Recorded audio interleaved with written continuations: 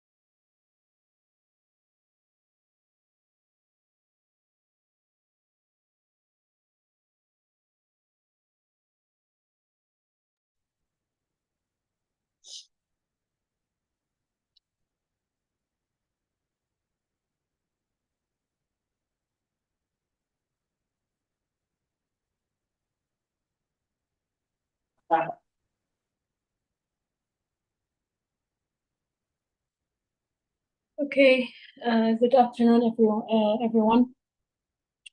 So today, inshallah, we're gonna talk about shock trial. And to start with, I have a small introduction. So cardiogenic shock complicates 7 to 10% of cases of acute MI. It's associated with the 70 to 80% mortality rate. And cardiogenic shock remains the leading cause of death in patients hospitalized with MI.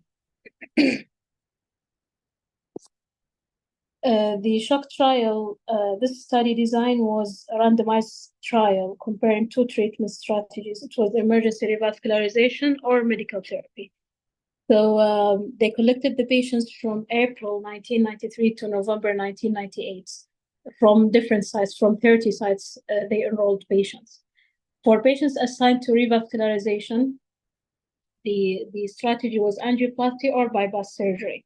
It had to be performed as soon as possible within 6 hours of randomization, and intra-aortic balloon pump was recommended. So for patients assigned to medical stabilization, they admit patients in ICU, and they insert intra-aortic balloon pump, or they give them thrombolytic therapy. They recommended that. And the delayed revascularization at a minimum of 54 hours after randomization was recommended if clinically appropriate. So initially they mentioned that it should be as soon as possible within 6 hours of diagnosis, and then they mentioned this sentence, so it didn't make sense to me. The primary endpoint for them was the overall mortality in 30 days after randomization, and the secondary endpoint was the overall mortality in 6 to 12 months after infarction. Inclusion exclusion. So who is eligible? Patients with ST segment elevation, Q wave infarction, a new left bundle branch block, posterior infarct, anterior ST segment depression that was complicated by shock due to predominantly LV dysfunction. The onset of shock had to be within 36 hours of infarction, and randomization has to occur as soon as possible and no more than 12 hours after the diagnosis of shock. For exclusion, they excluded severely sick patients with systemic illness or with mechanical complications or other cause of shock, severe valvular disease, dilated cardiomyopathy, inability for the caregivers to gain access for catheterization, or patients with unsuitability for revascularization. So a total of 1,492 patients with suspected shock were screened. More than 75% were eligible to undergo randomization. Of the 1,190 non-randomized patients, 1,107 were ineligible. And then of the ineligible patients, 52% did not meet all the inclusion criteria. These patients, they had mortality inside the hospital of 56%. The remaining 48 met one or more exclusion criteria, and they had 66% mortality rate inside the hospital. Now, 74% of the non-randomized, which was like a number of 884, were classified as having predominant LV failure. So these are the characteristics of randomized and non-randomized patients. As you see here, that they put the characters like the sex, and the race, the prior myocardial infarction, patients' comorbidities like hypertension, diabetes, congestive heart failure, prior CABG or angioplasty, and this was one of the limitation. Actually, when I went through the study, I found that this is a limitation if patients had treatment before or had angioplasty or stents before, and I'm going to talk about this. Now, the characteristics of this study, studying the patients according to the treatment group were the age, the sex, the prior MI, the comorbidities, including renal dysfunction and hypertension, diabetes, smokers, patients having MI before, what is the LV ejection fraction, and so on. So 152 patients assigned to revascularization, 150 assigned to medical therapy. 175 patients, which is 58%, were treated in the United States, 66, which is 22%, treated in Canada, and 20% in other countries, as we have mentioned that they enrolled patients from different sites, from like more than 30 sites. The compliance in this study was good, was excellent. It was like 97 as per the article. They assigned them to revascularization and they underwent early coronary angio. 87% underwent revascularization, and of the 20 patients assigned to the revascularization did not undergo an attempt because of any cause. They died before because they died before the coronary angio. They couldn't perform the coronary angio before in the suitable time, so they died already when they assigned them to the revascularization. Now, these are the things that they assign patients to. So you can see that they assign patients for angioplasty, stents, thrombolytics, dual antiplatelets, or coronary antibypass grafting. So multiple strategies of revascularization and medical therapy. The angioplasty accounted for 60% of the first revascularization attempts, and surgery was like 36%.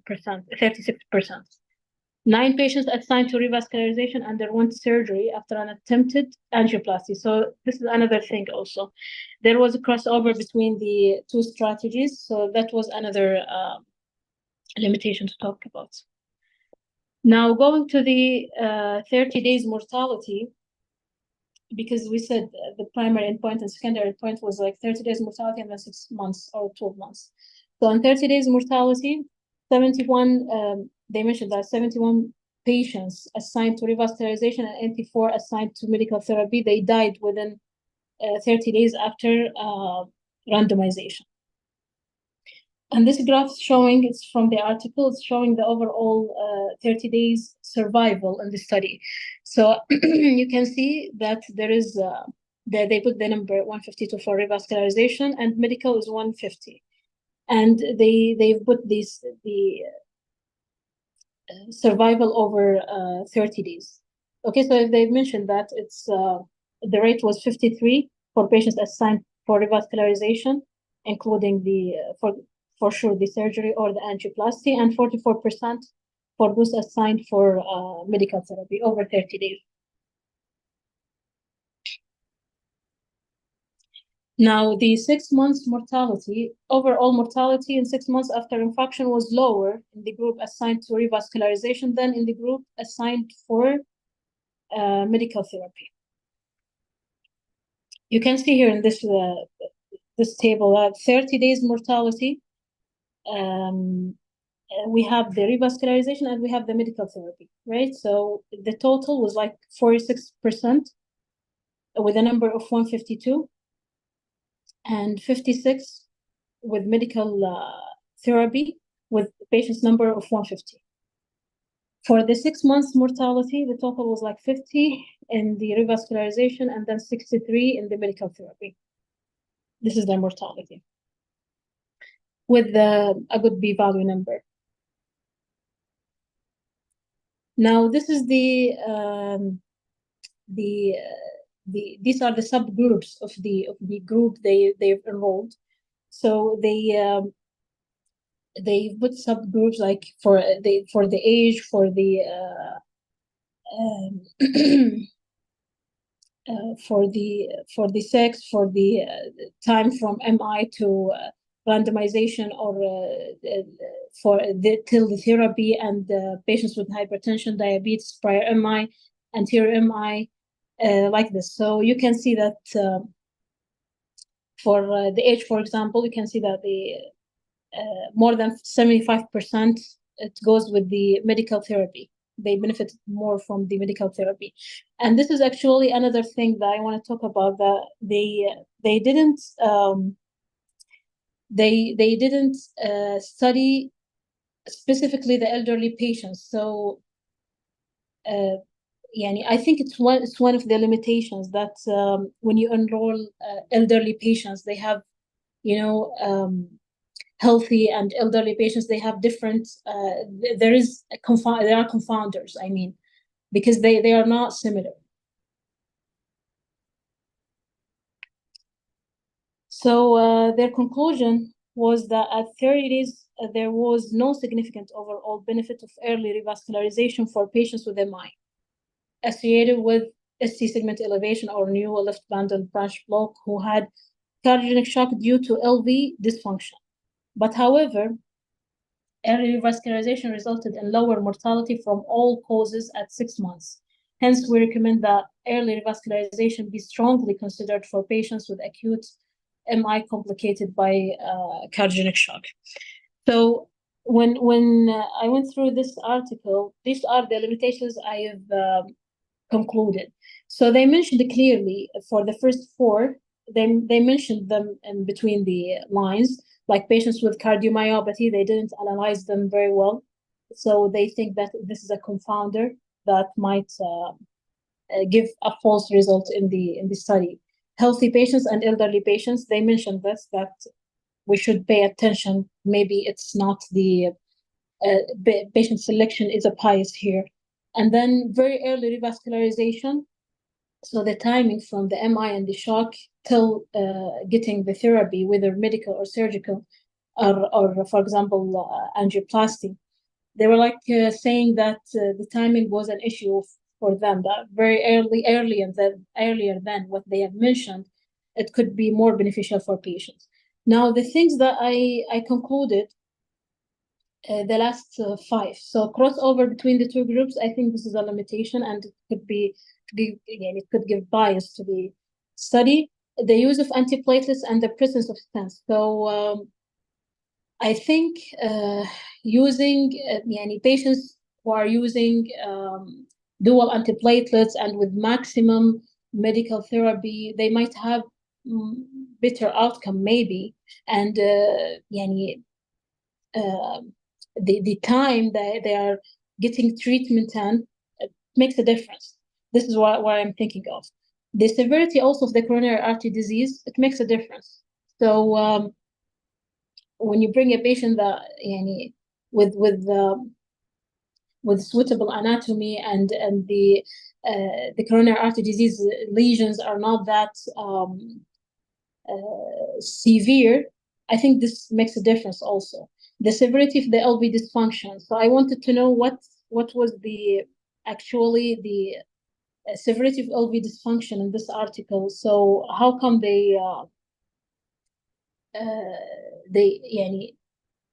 what was the assessment in regard of this severity of the LV dysfunction, and the treatment selection, going for the angioplasty, going for medical therapy, going for surgical therapy, depends on the limitations they had. So how could they randomize patients among those strategies with all those limitations they had? And that's it.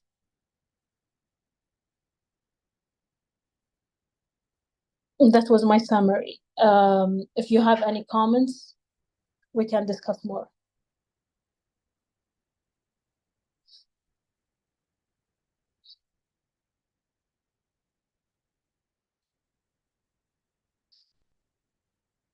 Dr. Hogir? Thank you, Ayat. I'm not sure. I'm a little bit confused here. Did you look just at this article?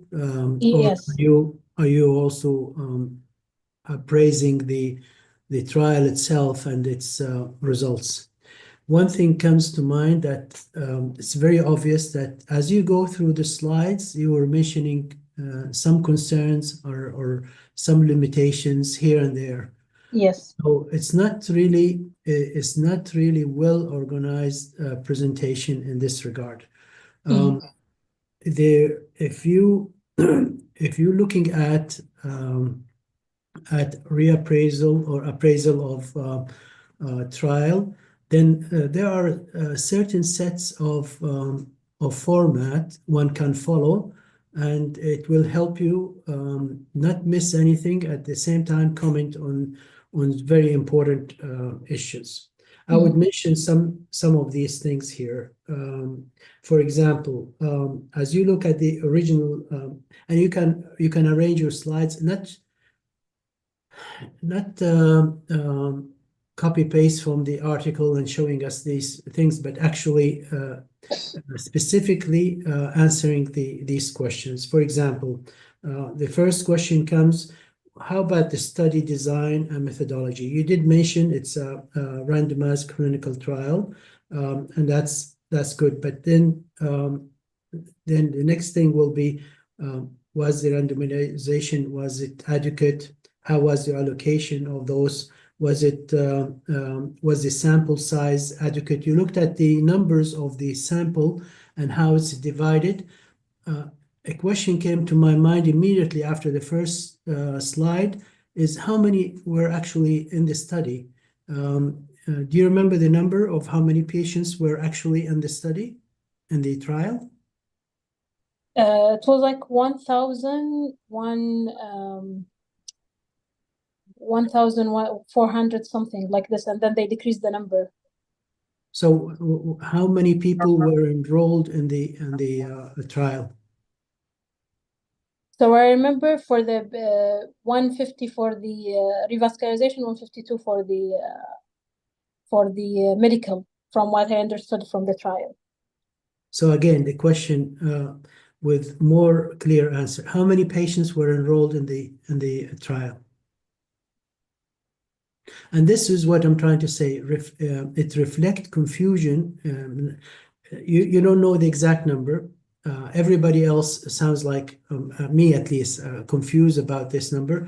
While if you and you have analyzed, yes, the 1,400 patients, how many of them were not selected, and so on and so forth. But the next slide immediately says that the total number was 302 patients.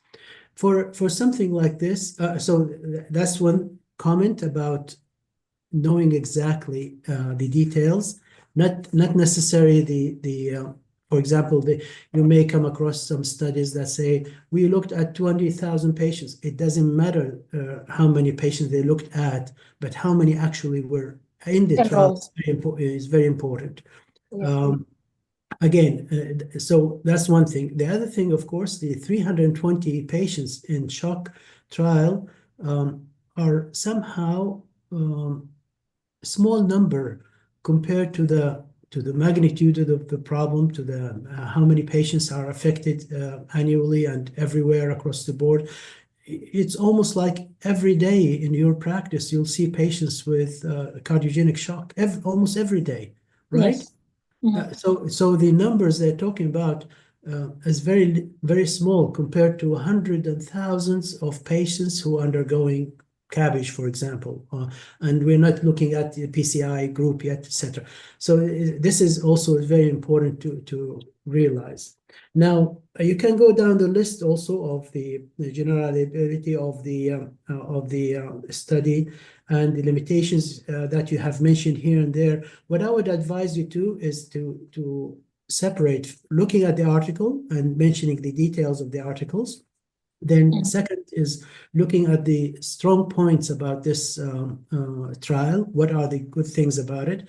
Then the concerns and limitation, and that can be a separate few slides detailing, because that's very important. Then how would you apply this for your patients? Of course, you'd look at the statistical analysis, the interpretation, and how you apply that to your patients day in and day out.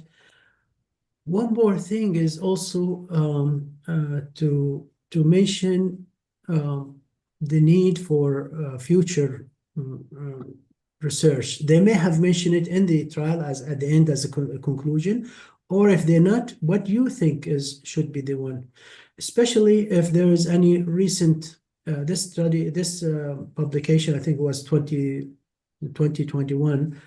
So it's almost like 5 years already out.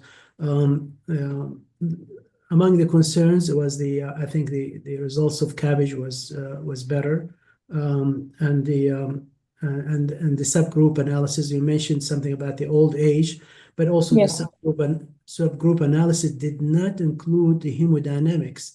They did not do any subgroup. They looked at different subgroups, but they did not do any related to the hemodynamics, which is very important in patients with shock. What they mentioned, عشان ما قاطعك بس دكتور خوجر, they mentioned how did they enroll patients, how did they label patients as cardiogenic shock, having cardiogenic shock, like clinically and hemodynamics. They mentioned the numbers of the hemodynamics, but they didn't put it from the subgroups. So after that, I would have looked at it more critically, the hemodynamic, because I think it may make a big difference in the outcome of your patients. Some patients may be in shock and resolve within a day or two. Somebody may be in cardiogenic shock and they continue, and they may need even mechanical support. And this brings another point. What are the recent, at the end of your presentation, I would mention what are the recent studies that look at similar issues or scenarios. For example, the one that's everybody now talk about is the DanGer trial, which is the Danish-German trial. They took the three letters from this and three letters of that, and they call it DanGer. Anyway, what I'm trying to say here, reappraisal can be a very good tool to learn things, and it will be better if you instead of dividing, for example, your and our attention across the slides for the limitations, for the significance of this and that, for the impact that it may have, it's better to address it separately.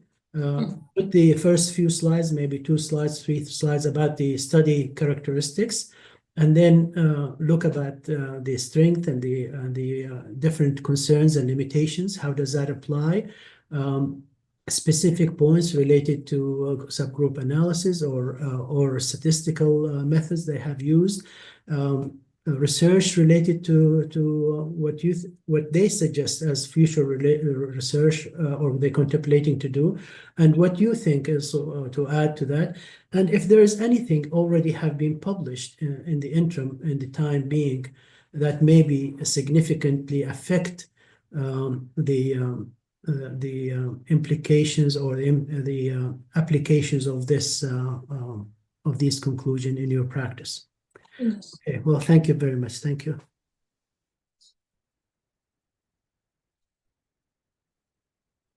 Thank you, Dr. Hagir. Any more comments?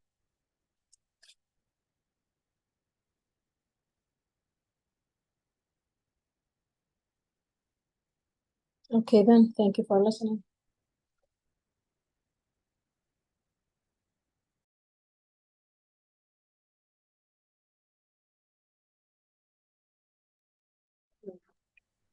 السلام عليكم. Rawan, عليكم السلام. you want me to start now or wait for a couple of minutes? We can wait for a couple of minutes, and during this time we can fill the survey, and you can prepare your slides, Dr. Faisal. Just after 5 minutes, okay? Bye. We can fill the survey. Thank you.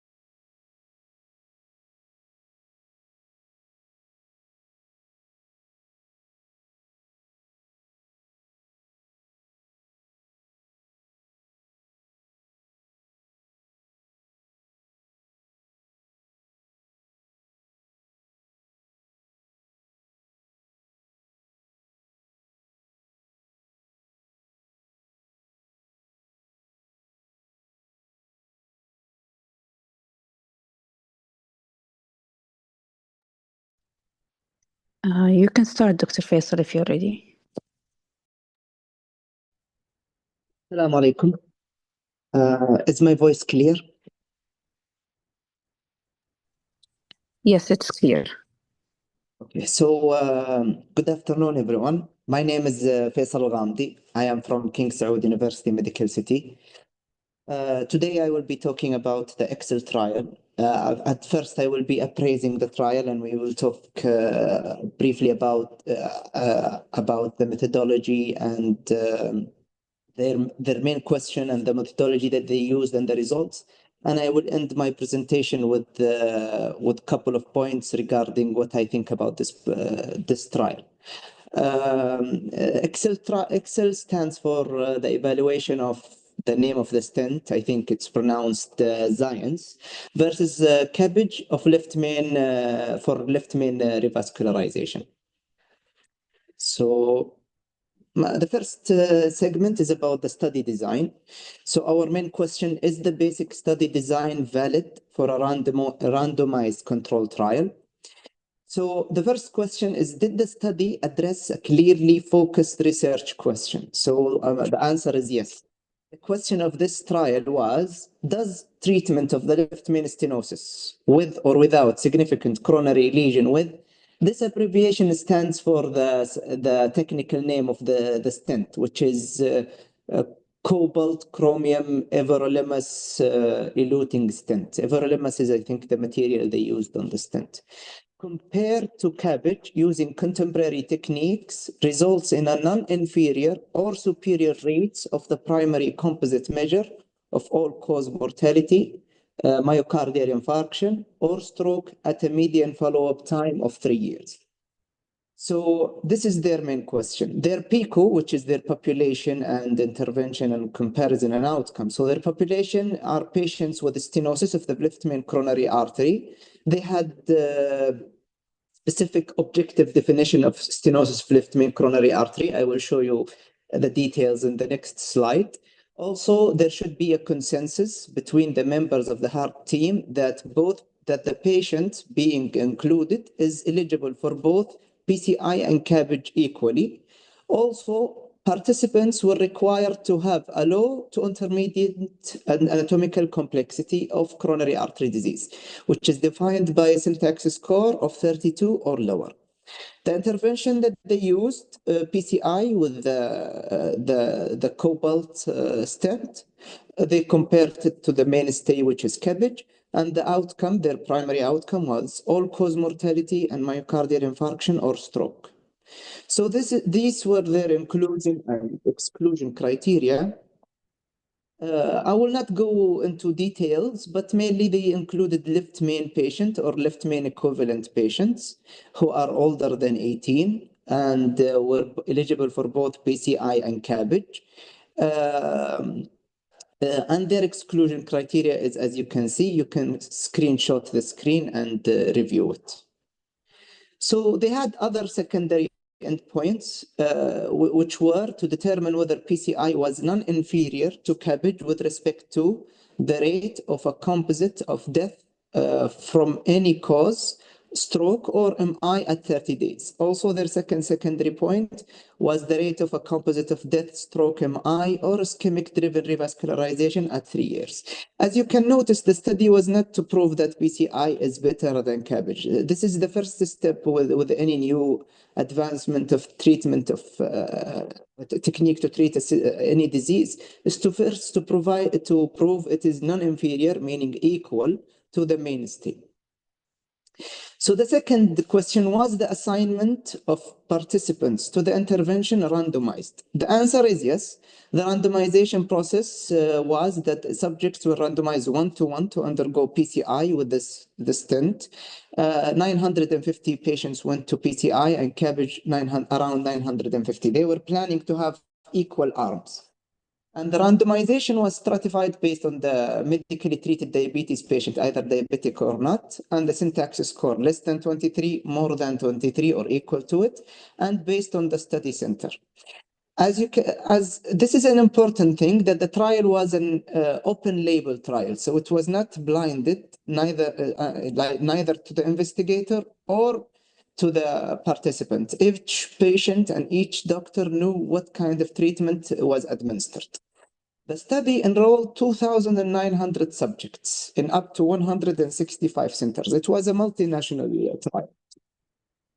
So were all participants who entered the study were accounted for at its conclusion? The answer is no. There was one strange thing about this trial is that the first 1,000 patients who were assessed or screened to be involved in this trial, they were not included in it because they had some exclusion trial or exclusion criteria, or they did not meet the inclusion criteria. So they took all the 1,000 patients and they put them in a registry, and they mentioned that they will mention their outcome regarding which treatment they had. But unfortunately, those 1,000 patients, none of their data were published to this point. So as you can see in this graph, they started to screen patients in the beginning of 2010. They had 2,905 patients. When they screened, some of them did not meet the criteria, which is the 1,000 that they were enrolled in the registry, and then the rest were enrolled in the trial. The total number of patients was 1,905 patients, which were randomized either to CABG or PCI with the stent. You can see there is some crossover, but the number of patients who crossed over, meaning they were planned for CABG and took PCI, or they were planned for PCI and underwent CABG, is a very low number. So the study design, this is also another important thing you need to know about the study design, that this trial was sponsored by the company Abbott Vascular, which is the one who created this, who manufactures this stent, and it participated into the design of the protocol of the study and in the selection and management of the sites, but it was not involved in writing the draft of the manuscript or in the management or analysis of the data, although it had the right to a non-binding review. The study methodology, this is the second part of the appraisal, which we will appraise the methods, their method of conducting this trial. Was the study methodologically sound? So our question, were the participants blind to the intervention? The answer is no. As I said, it was an open label. Neither were the investigators. Were the people assessing, analyzing the outcome blinded? No, the answer is no.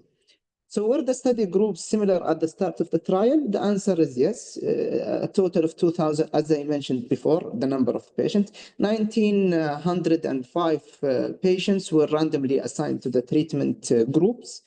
Among the 1,905 patients who underwent randomization, 948 were assigned to the PCI and 957 to the CABG. Were there baseline characteristics of each study group clearly set out? Yes. Were there any differences between the study groups? No. But I want you to notice in the next slide that most of the participants in this study were of white descent, and they were from Europe and North America.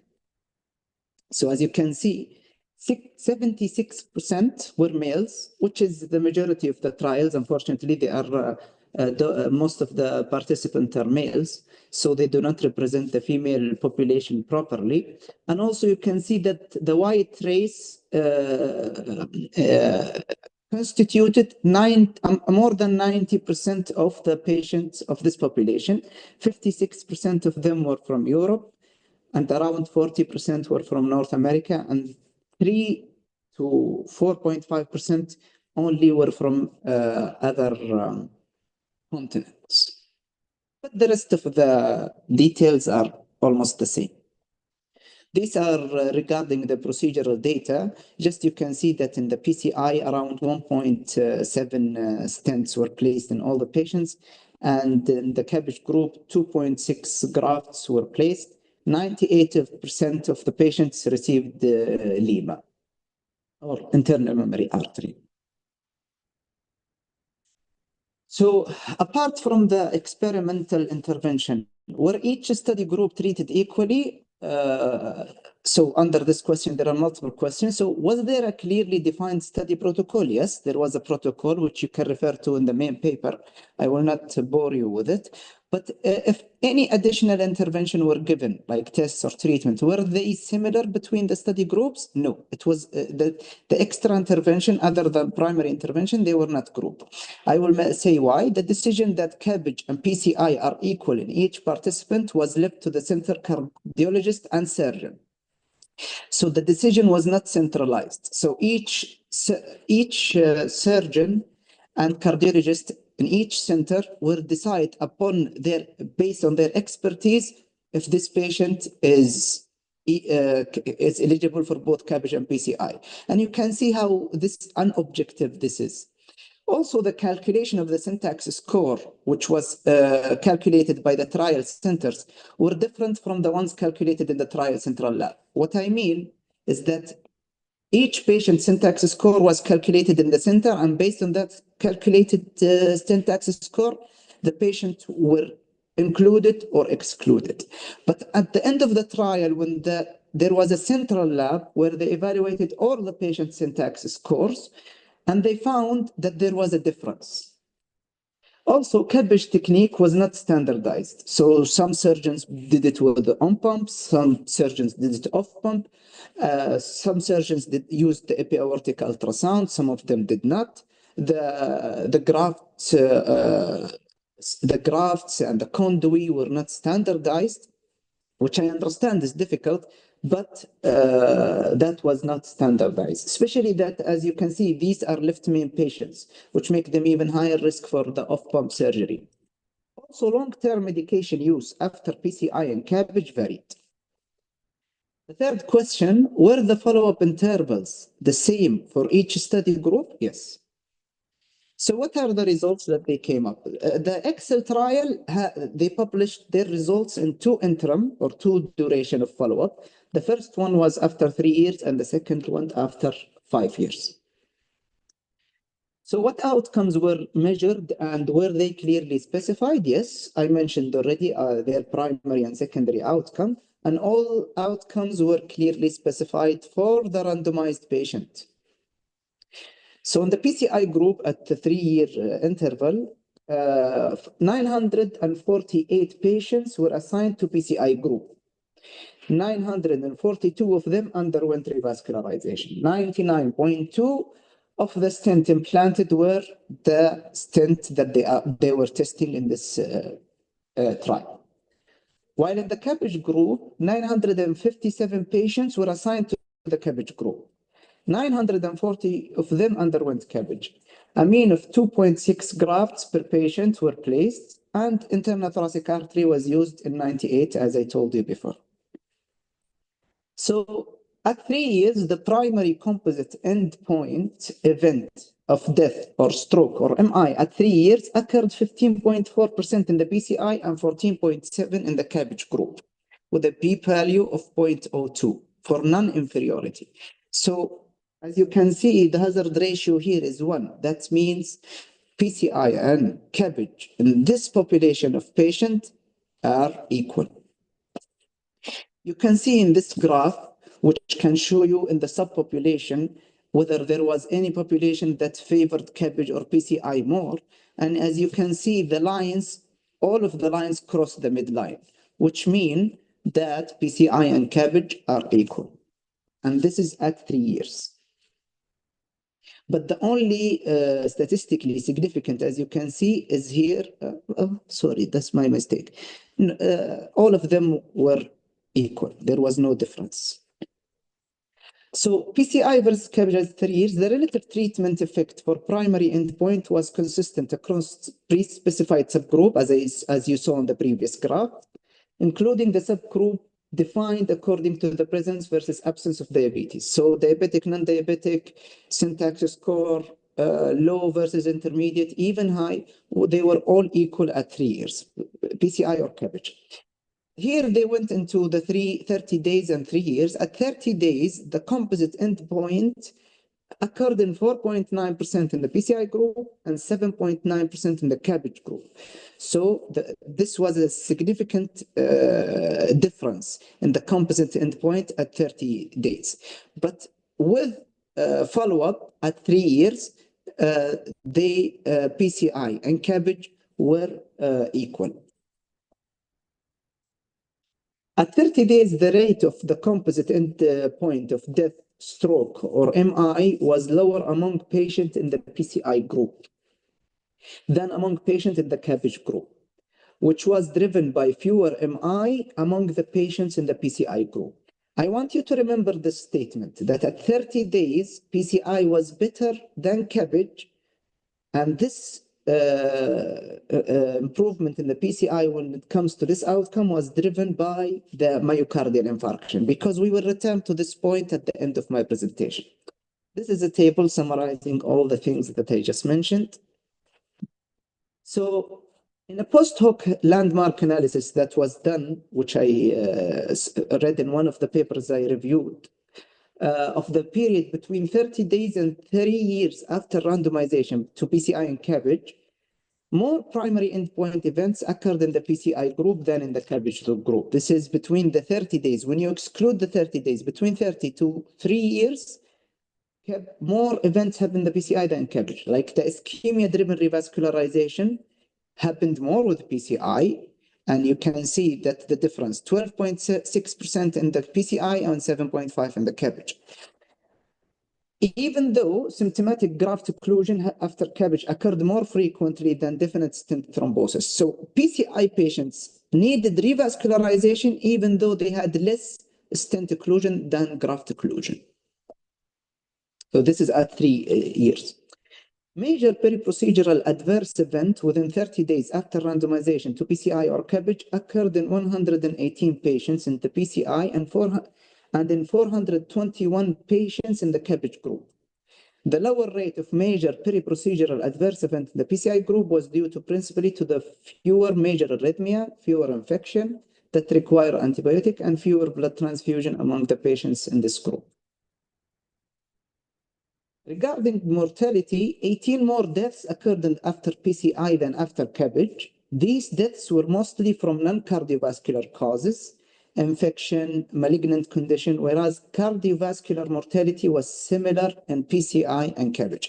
As you can see, more patients die in the PCI group than the CABG, but they just set these numbers aside and tried to filter the number of deaths, and they only chose the cardiovascular. Even though many of the studies, they used all-cause mortality. They did not differentiate between cardiovascular mortality or other causes mortality. The rate of the composite endpoint of death, stroke, MI, within 30 days after PCI or CABG was lower in the PCI group than in the CABG group, whereas fewer primary endpoint events occurred in the CABG group than in the PCI group. This slide is just repeated.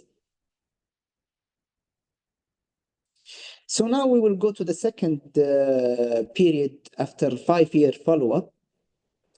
So after 5-year follow-up, the follow-up was achieved in 93% and 90% in PCI and CABG respectively. The primary composite of death and stroke and MI at 5 years occurred in 22% in the PCI and 19.2% in the CABG group. The hazard ratio of PCI versus CABG for their primary outcome, in the first 30 days, it was PCI had less risk of their primary outcome. The hazard ratio was 61% less than CABG.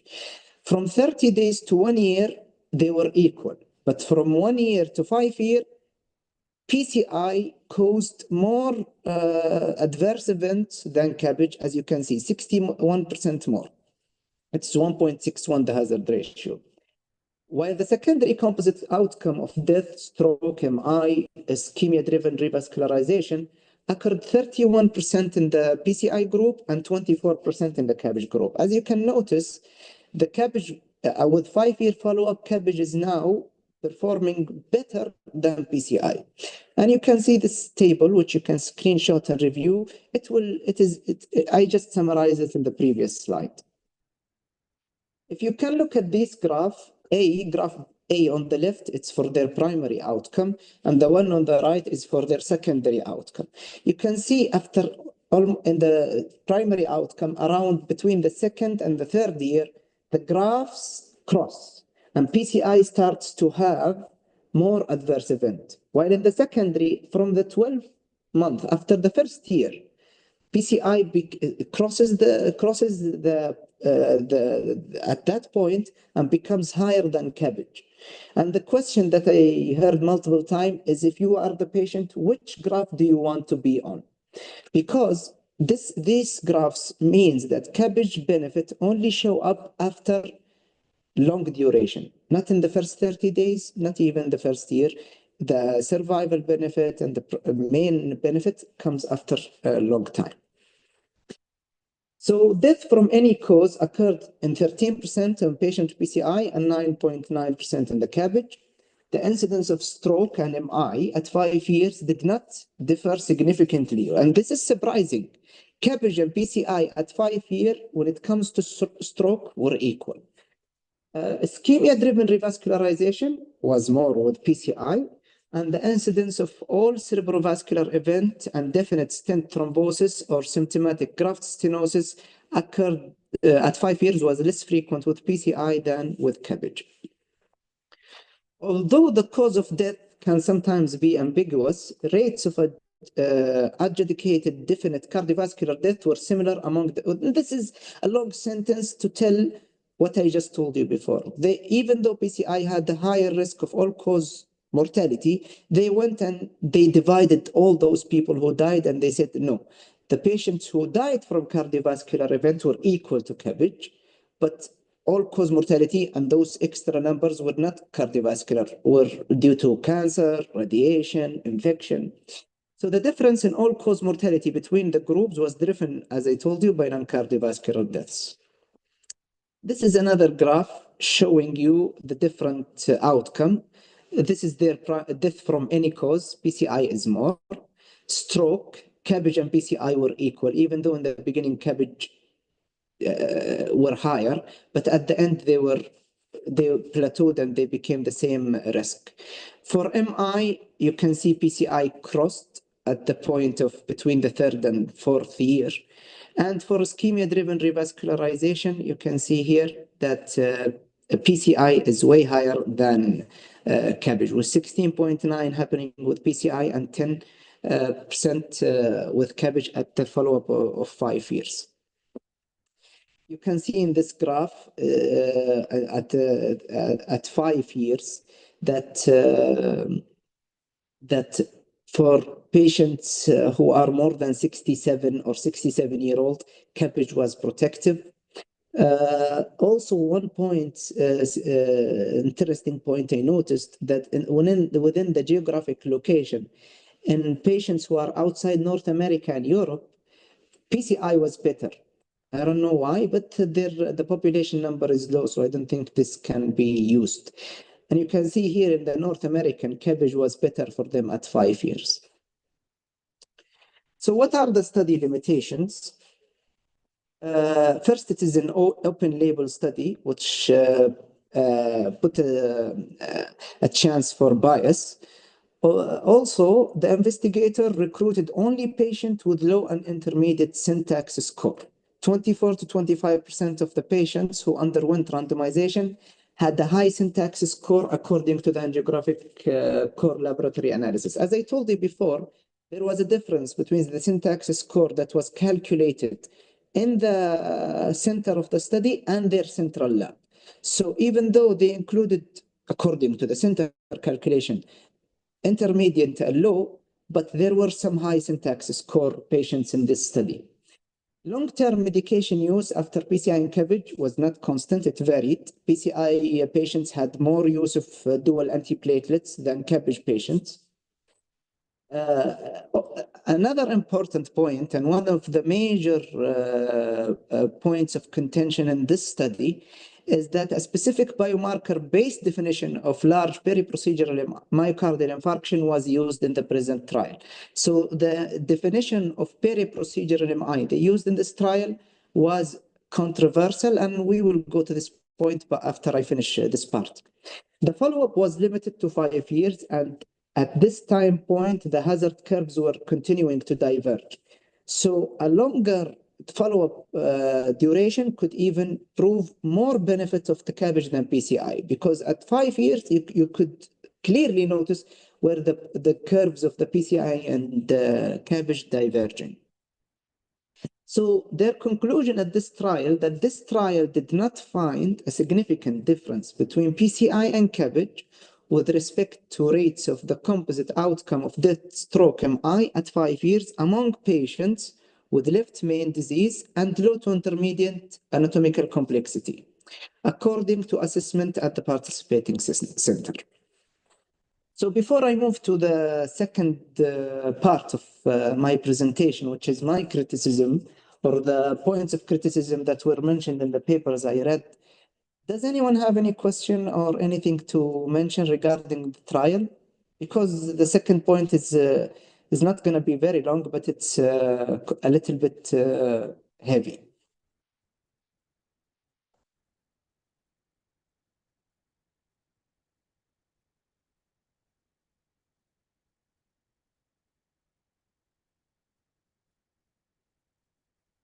Okay, so it seems like nobody has any question or anything to add. So I will start to talk about the study. There are points of criticism regarding this trial.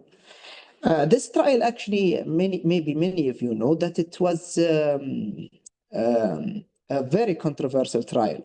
It is one of the trials that made the European Association of Thoracic and Cardiac Surgeon and also I think the American Society of Thoracic Surgeon to withdraw their support of the guideline recommendation of equalizing left main and CABG, CABG and PCI for the revascularization of left main, due to the following points I'm going to mention. First is their definition of the peri-procedural MI. So the extra trial included the peri-procedural MI as part of the primary endpoint. And they defined it as taking place within the procedure and extended up to the first 72 post-procedural hours. While most of the other trials, which also studied the left main revascularization, and there are other landmark trials I will mention to you at the end, they used non-procedural MI as part of their composite primary endpoint. The Excel is the only one that included the peri-procedural MI as part of their primary endpoint. The peri-procedural MI is most likely to occur in CABG than PCI, as you can, as for sure you know. So the Excel trial used this is a Society for Cardiovascular Intervention. They used their definition for peri-procedural MI, then using the standard universal definition of MI, which is used by other trials. This caused the incidence of CABG peri-procedural MI to be higher as compared to the PCI pre-procedural MI, which was higher than that in earlier comparative trials, like the Nobel trial, for example. Anyhow, in Excel, the impact of the peri-procedural MI on the desired patient outcome was modest. And even with this definition that exaggerates the rate of MI, peri-procedural MI, in the CABG, the outcome on the patient was modest. From the 4 late deaths at the 3-year follow-up in the PCI patients, 4 late deaths in 3 years among 33 PCI pre-procedural MI in the PCI group. So of the 33 pre-procedural MI in the PCI, 12.1% of them died, while in the CABG, only 7.7% died. There is an analysis done by Roule et al. Showed that the SCAI definition of MI exaggerated procedural MI after CABG. I will show you, there are very interesting graphs I will show you at the end. When accounting only for the peri-procedural MI, when you only account for the MI that happened after the period of the procedure, the risk of MI will be more with PCI with an odds ratio of 1.96, which indicate that CABG is superior to PCI. But when only using the peri-procedural MI, you can see that PCI will become protective with an odds ratio of 0.63. If we calculate as an alternate analysis, I got it from one of the review article. You will find in my references as an alternate analysis, the composite primary endpoint, and we changed their primary endpoint. If you remember, primary endpoint included the pre-procedural MI. And we adjusted to include only the non-procedural MI. You can see that the odds ratio of PCI versus CABG becomes 1.44%, making CABG better for left main than PCI. While the original composite primary endpoint showed that the odds ratio of PCI to CABG is 1.19%, and it crosses the point of 1, meaning that CABG and PCI is equal. This is a table showing the difference between the second and the third and fourth universal definition of MI and the SKY definition. IDEM means the same, like the definition of peri-procedural MI and PCI and CABG are the same in the SKY. And if you look at this graph, which I found, it compares the Excel trial patients' data using the different definition. You can see with the second universal definition, the rate of peri-procedural MI with PCI is very high. With the third, almost equal, and with the SKY definition, CABG has almost 3 times the rate of peri-procedural MI. So this is the first point. The second point is their definition of stroke. The definition of stroke that they used in the Excel trial was a 24-hour persistence of neurologic deficit or central nervous system imaging and neurologist verification of smaller strokes. As you can see, this definition would encompass all strokes, even the ones that are clinically insignificant. While in other trials, and I also think this true, the term disabling stroke should be used, because this is what is clinically meaningful and significant.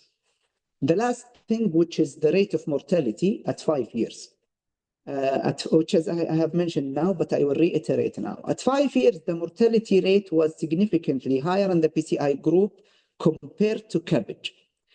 But the Excel investigator had classified all-cause mortality as a secondary endpoint and reported that its statistical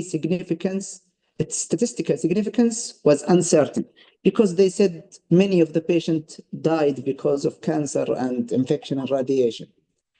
The majority of the trials have all-cause mortality as part of primary endpoint, and therefore hiding of all-cause mortality is suspicious. Another point of contention also is the variety of the surgical technique. Unlike in the PCI group, which they used the same stent and they tried to use the IVUS and standardize the procedure, the CABG group was heterogeneous in that they used off-pump technique and off-pump technique. Also, the use of total arterial and the type of conduit, and it was not standardized. But overall, 29.4% of the CABG operation that done in the Excel group, they were off-pump. And a subgroup analysis was done by Benedetto et al., reported that a significantly higher all-cause mortality happened in the off-pump compared to the on-pump at the follow-up of 3 years. 8.8% all-cause mortality was with the off-pump, while 4.5% was with the on-pump. So I think this is the last question. Are the results applicable to all left main patients? I think no. This trial population was very specific.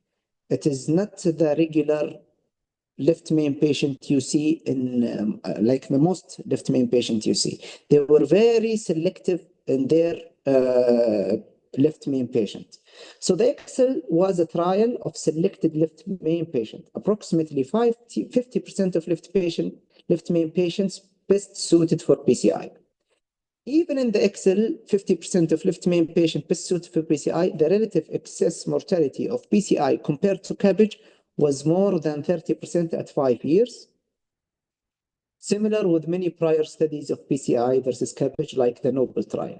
The hazard ratio of the composite of death, stroke, and MI shifted from being in favor of CABG at 30 days to CABG during the follow-up period. This indicates that CABG is the preferred option in patients with longer life expectancy. So in summary, I think this study is applicable only to patients with left main who are low or intermediate syntax score, and PCI and CABG are applicable for the same patient at the same time. And the patient also should have very short survival potential, like life expectancy for him is short. If the patient has a high syntax score or has a longer life expectancy, I can go further as a patient who is not white or American or European, and which is most of our patients. This study is not applicable to them. These are my references. You can screenshot them and read all these articles. They are very interesting. This is also a table I found comparing the famous trials that were used to compare left main and CABG and PCI and left main, like Excel and Noble and Precompat. Syntax was not to address this question, but I think subgroup analysis initiated these studies. And thank you very much. Sorry for taking a long time. Does anyone have any question or something to add or correct? You are more than welcome.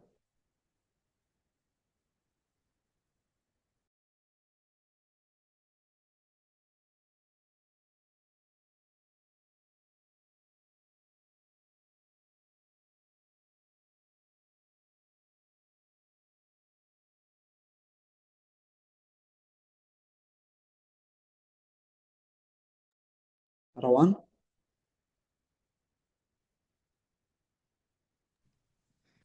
Yes, Hello? Faisal. Yes. I think nobody has anything. So you are the moderator if you want to conclude. Yes, if would wait just a minute if anyone has anything, any question or anything to add.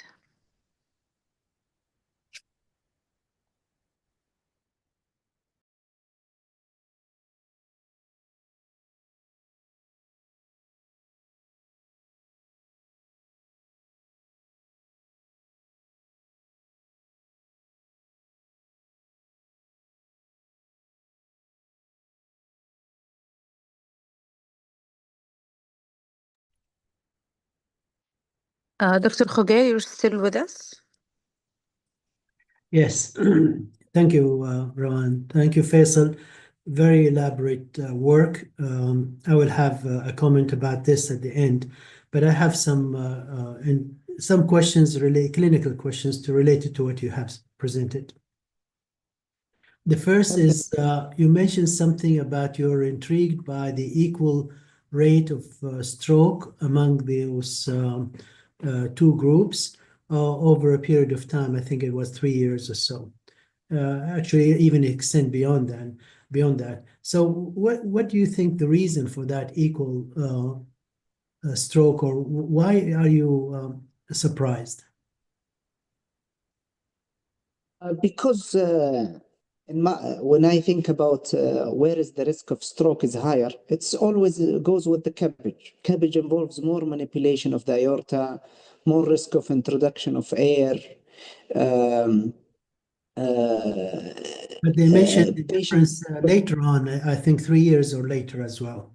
So yes, I understand. Even procedure-wise, both. Okay, go ahead. Procedure-wise, there is a risk for stroke for both CABG as well as for PCI because of the catheter manipulation inside the aorta as well. And the surgical technique, it all have all that. But later on, why are you surprised that they have equal stroke rate?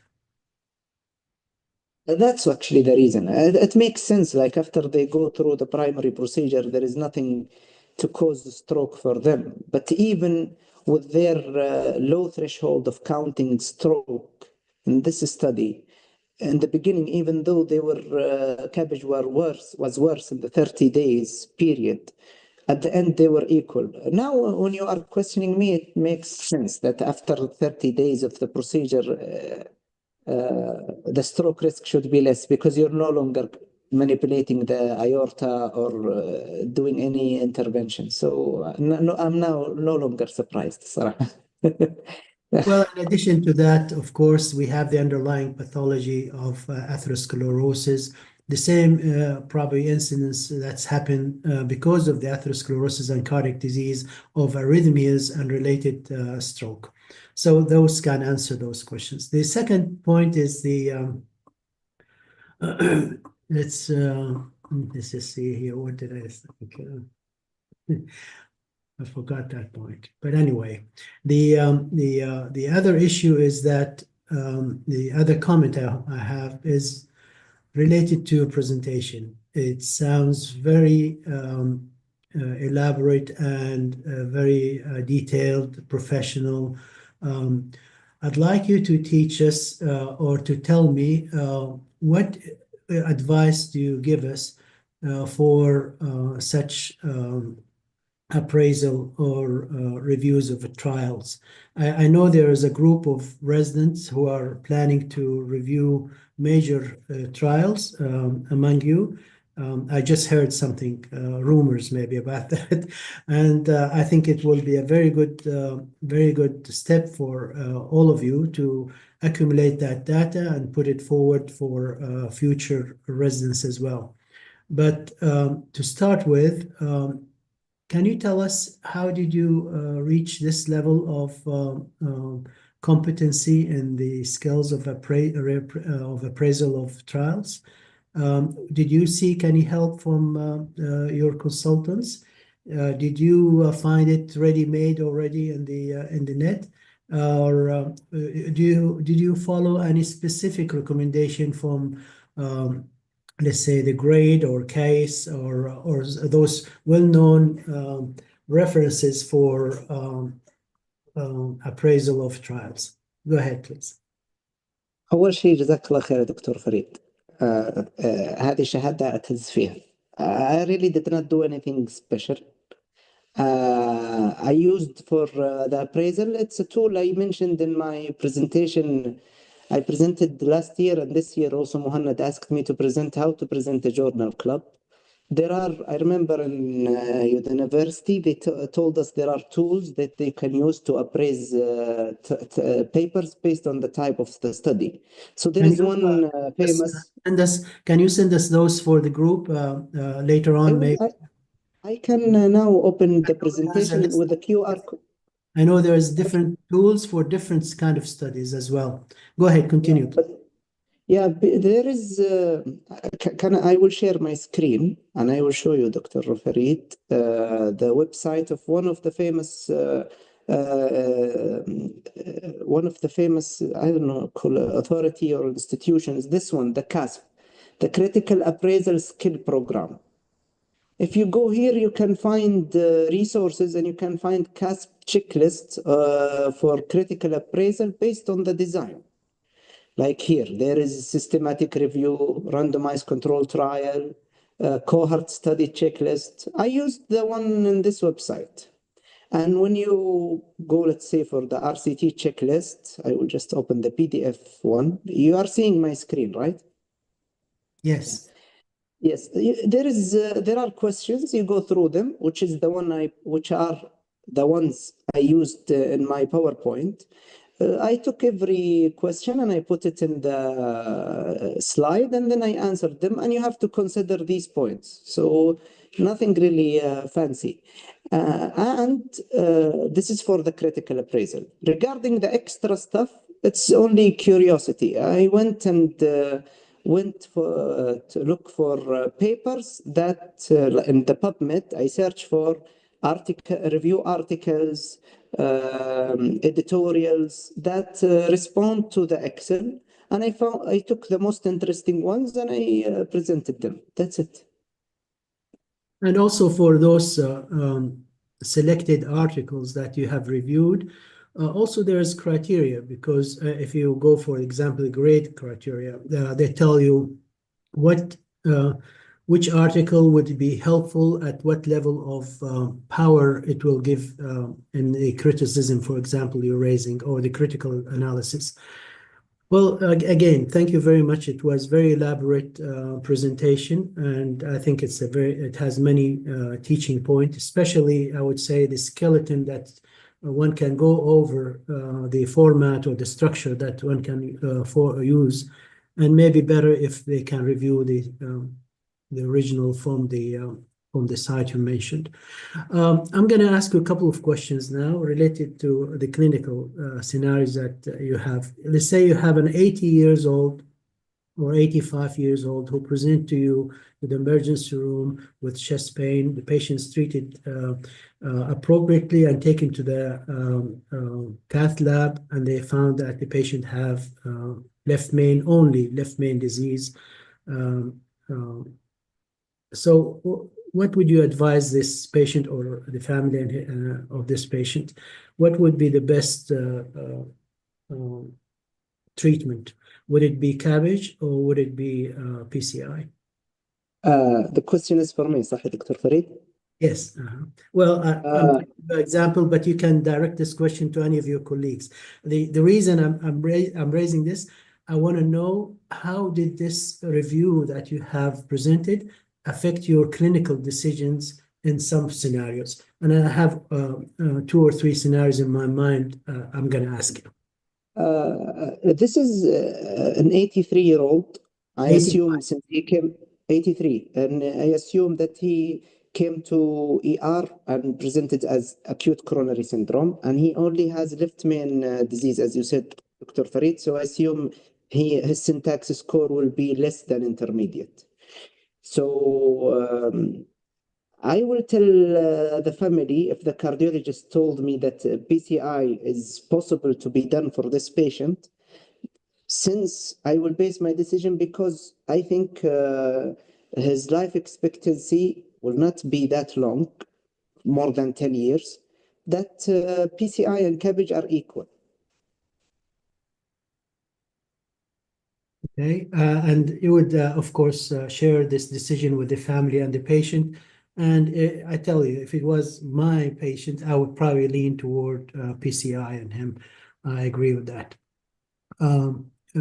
Similar scenario, but let's say a different age group, 50 years old, young lady, 50 years old, and she presents with a similar scenario. She comes to the emergency room with chest pain, treated aggressively and appropriately, and taken to the cath lab. And in the cath lab, they found her to have, let's say, small area of obstruction related to dissection in the left main, about 2 or 3 millimeters from the orifice of the left main, and does not extend beyond the bifurcation of the coronary artery. What would you advise for this patient? I will advise CABG. Okay, and when you do again, this is amenable, by the way, is amenable to PCI. So it's not like you cannot do PCI, especially if the patient is clinically stable and things like this. You're not rushed to do immediate things. But why did you decide on surgery for this patient? What was the main reason? First, it's not only the technical, but the technical aspects of the procedure. First, this is a young patient with a very long life expectancy. So she will benefit from the CABG long-time survival benefit, especially if she took arterial grafts. This is the first point. Second point, this study is not applicable to all. It is not like a cut and paste study that is applicable to our population. The study only included men and men of white ethnicity, not from the Middle East. So this is a young patient who will need the survival benefit and survival benefit with no need for revascularization. CABG is the best for her. Okay. Well, I tend to agree again with you on this. I'm not sure if any of your colleagues have any different opinions. We can listen to that. But again, congratulations. Very nice presentation. Thank you, Faisal. جزاك الله خير يا دكتور فريد. شكرا.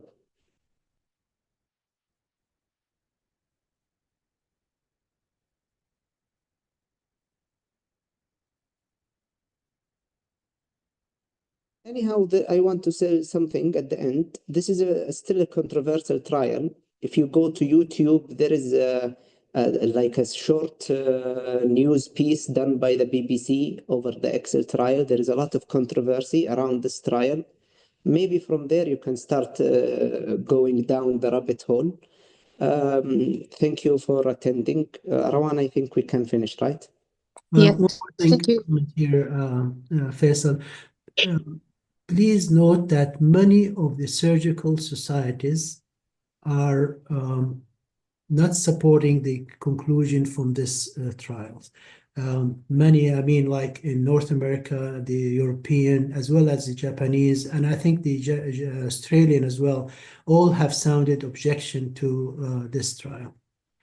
Anyway, thank you. This goes against the other trial, like the Nobel, which is completely different results. I mean, one of the researchers who was with them, a famous surgeon in the UK, Dr. David Taggart, he withdrew from the study, and he is the one in the BBC news piece. That's why from that news piece you can go and read more about it. And there were a lot of letters that came from societies toward the Excel trial researchers to make the data of the trial public so the public can analyze it again. But they did not analyze anything. Even the Excel trial main researcher replied to this, but I read the reply and it was not really convincing, according to me at least.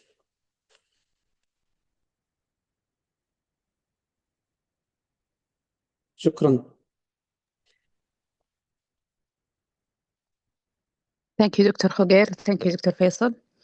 So if no further question, we can conclude our activity for today, inshallah. I will just ask you to fill the survey before leaving the meeting. Thank you so much.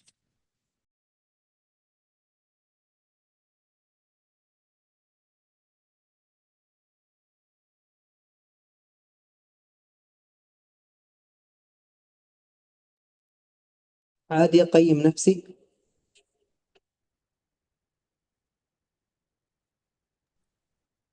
قيم نفسك، ما في مشكلة.